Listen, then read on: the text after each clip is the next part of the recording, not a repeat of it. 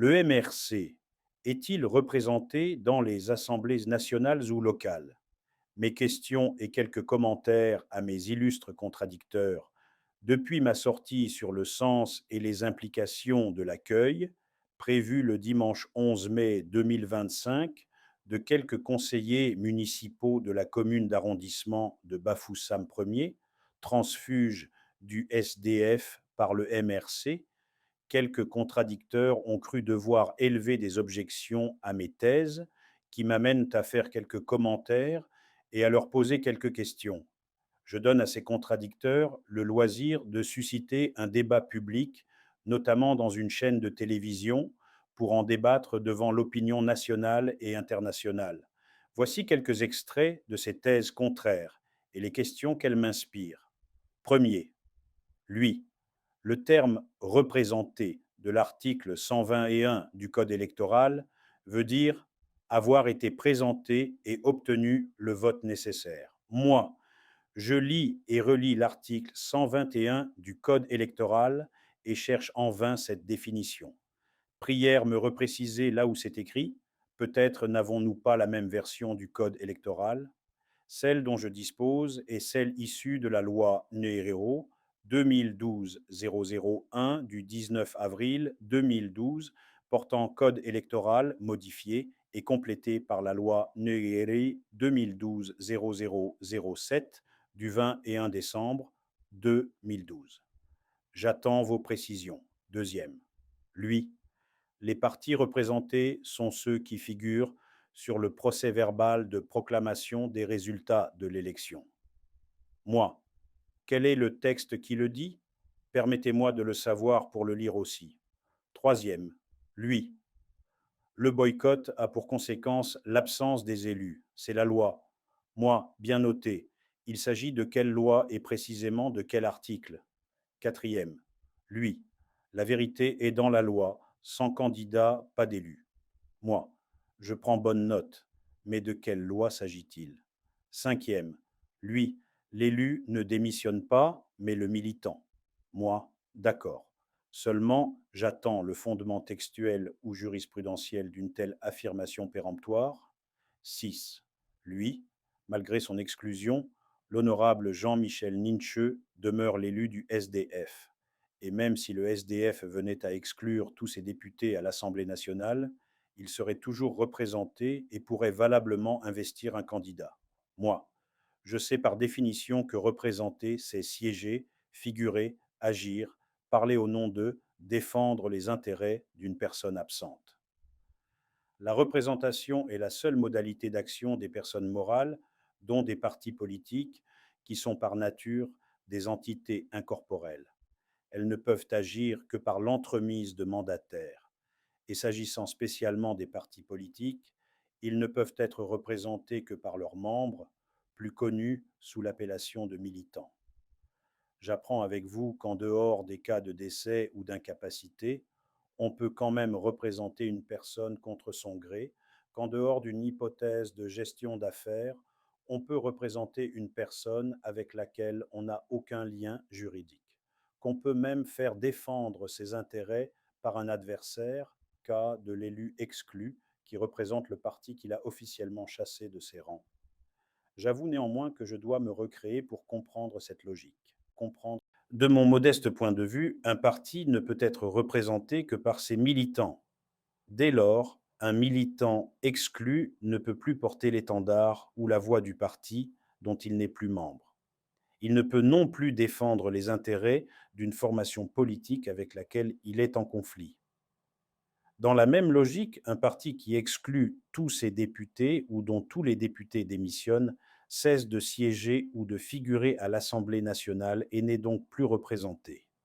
Si une élection présidentielle devait intervenir pendant cette période où le parti n'a plus d'élus à l'Assemblée, il ne saurait investir un candidat sans passer par les 300 signatures.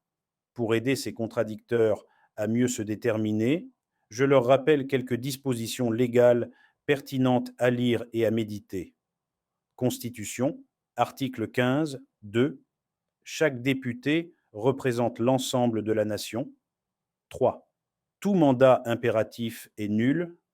Code électoral, version en ma possession. Article 121 1. Les candidats peuvent être, premier, soit investis par un parti politique, deuxième, soit indépendants, à condition d'être présentés comme candidats à l'élection du président de la République par au moins 300 personnalités originaires de toutes les régions, à raison de 30 par région et possédant la qualité soit de membre du Parlement ou d'une chambre consulaire, soit de conseiller régional ou de conseiller municipal, soit de chef traditionnel de premier degré. 2.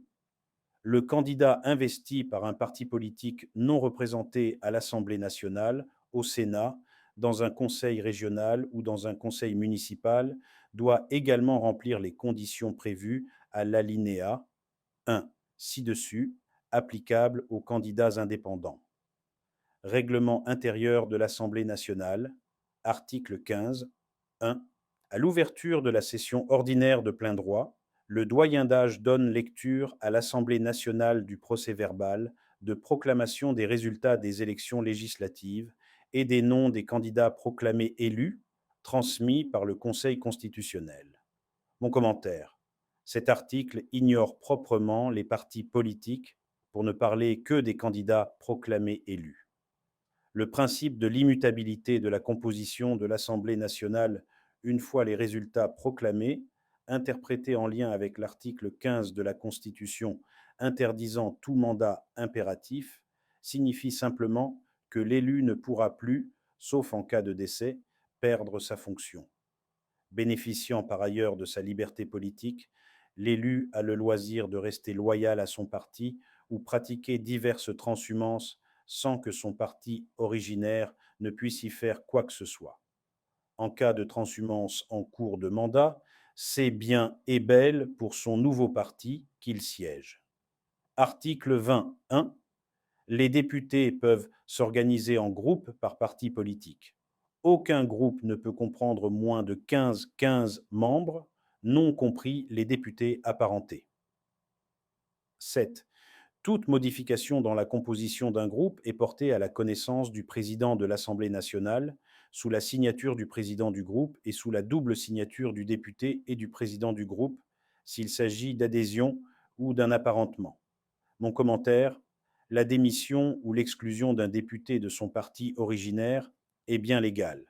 Son mandat étant représentatif, il reste à l'Assemblée nationale et demeure libre de prendre la carte d'un autre parti, déjà représenté à l'Assemblée, de rejoindre un parti existant, mais malheureux à l'issue des élections, d'intégrer un parti ayant boycotté les dites élections ou de créer son propre parti. Ayant cessé de porter les couleurs de son parti originaire, il continue de siéger désormais pour le compte de sa nouvelle formation politique, qui se trouve ainsi représentée par sa personne. Article 22, 7. La démission d'un membre ou son exclusion du groupe entraîne pour ce député la perte des avantages dont il bénéficiait en qualité de membre de ce groupe, et notamment la qualité de commissaire au sein de la commission où il avait été désigné par son groupe. Le groupe procède au remplacement de ce membre exclu ou démissionnaire dans les meilleurs délais. Mon commentaire, voilà le fondement qui avait permis au RDPC d'accueillir au sein de son groupe successivement les honorables Joseph Aka Amouam et Oscar Edimo Ndoumbe, transfuges du SDF. En conclusion, la seule question à se poser est celle-ci. Est-ce qu'à ce jour, des militants du MRC siègent dans des conseils municipaux, notamment? Si la réponse est oui, alors tout débat est clos. Le MRC pourra lui-même investir le professeur Maurice Kamto à la présidentielle d'octobre 2025, si telle est son option. Le mandat représentatif pour lequel le Cameroun a opté dans sa norme fondamentale existe depuis au moins 1789. Et cette option est aussi celle de plus d'une cinquantaine de pays à travers le monde, où la sens et les implications des nomadismes ou transhumances politiques post-électoraux sont suffisamment connus à travers diverses études de poids, dont celui du Conseil de l'Europe de 2015 et celui de l'Assemblée parlementaire de la francophonie de 2012. Il ne s'agit donc pas d'une création camerounaise. Les instances compétentes en matière électorale au Cameroun, que sont Elecam et le Conseil constitutionnel, ne peuvent, sauf à vouloir défier tout bon sens avec les conséquences potentielles qui pourraient en résulter, s'écarter de ces pratiques qui, à défaut d'être prises comme la coutume, source directe du droit, devraient au moins servir de source d'inspiration au titre du droit comparé pour l'application de l'article 121 du Code électoral. Par Moïse Tim Thueng, agrégé de droit privé, enseignant à l'université de Jang. Continuez de suivre nos publications sur jmtvplus.com. Je demande à JMTV+, de continuer à faire ce travail extrêmement important de recueillir les informations, de les recueillir avec esprit critique, pour ensuite les diffuser comme elle le fait, afin que les esprits s'éveillent, que les consciences s'ouvrent davantage et que les actes suivent.